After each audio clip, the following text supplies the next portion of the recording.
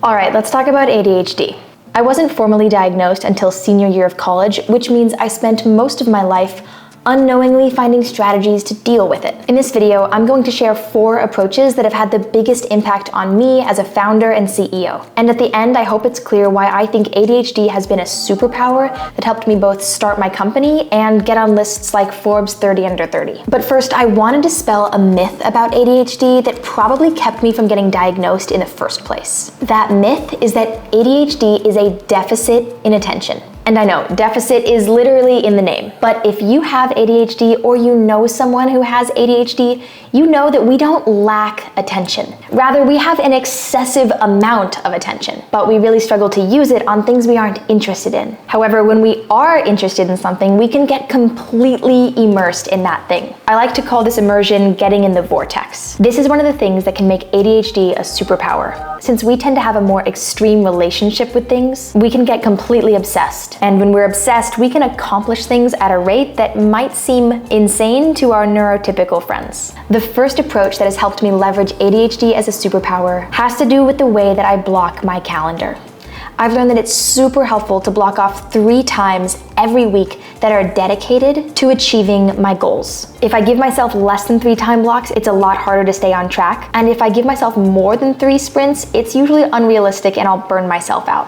I like to give myself 2 to 3 hours for these sprints, which really differs from most of the productivity advice out there. Most people say to work for 50 minutes and then take a 10-minute break. But in my opinion, this advice sucks for ADHD. That's because for me, it can take a few minutes to get into the flow, but once I'm there, I don't want to come out right away. So if I had to take a break every 50 minutes, getting back into the zone would be pretty challenging. Instead, I set myself up for success by giving myself those 2 to 3 hours and batching as many similar tasks together as possible. That way, I can avoid many of the challenges associated with task switching. The second thing that helps me a lot is to focus on those 2-minute habits, also called atomic habits. These habits are so effective because often the hardest part is just getting started. So if we focus on an activity that's really easy and takes less than 2 minutes, we overcome the challenge of getting started and we can more easily get into the flow. Some examples of those 2-minute activities might be sitting down at your computer and going to your inbox, putting on your workout clothes and lacing up your sneakers, opening your journal and writing 1 sentence, or dialing a phone number and pressing call. Each of those things is really easy to do. But once we've written 1 sentence or we've put on our clothes for the gym,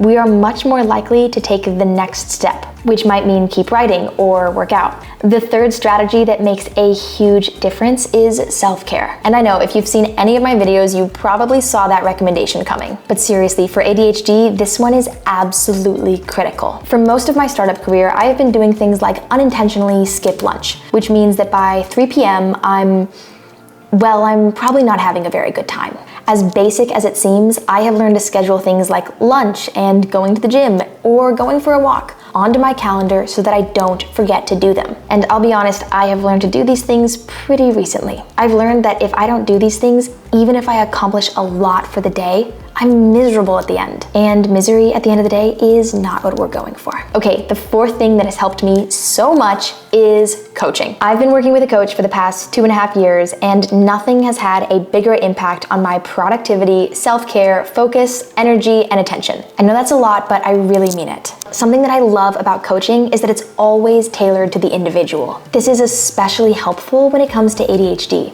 because we're so interest-driven, which means I don't think there could ever be a one-size-fits-all approach that works well. Recently, I've also started working with a coach who's specifically focused on ADHD. I met my coach through a platform called Shimmer, which has been a pretty amazing experience. Shimmer was designed by people with ADHD, which means they know exactly what we struggle with. And they have made the platform and getting matched with a coach incredibly fast and easy. Shimmer is not sponsoring this, but if you want to learn more, check out the link in my description. Okay, I know I'm just scratching the surface of ADHD, but I would love to know if you've tried any of these strategies or if there are others that work really well for you. I'd also love to know if you have any additional resources or tips that you swear by. Until next time, I am rooting for you and you're doing a great job. Thanks so much for watching.